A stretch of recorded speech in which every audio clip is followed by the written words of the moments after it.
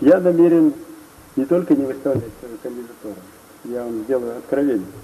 Если это будет в пользу моего народа и государства, Россию и мир не устраивает Дудаев. Его должен устраивать чеченский народ. Давайте заключим. Мир признает Чеченскую республику. Я в этот день ухожу безвозвратно с политической арены и ухожу в Рашид пути. Подписываем соглашение о признании, и я ухожу. Передаю власть законным органам, без конфронтации, без помпы, с чувством выполненного долга. Весь мир не устраивает теперь меня.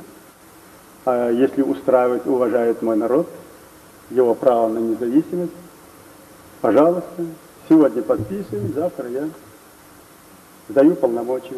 И обещаю, ни в какие политические игры, в игры я и не играл, а уж потом тем более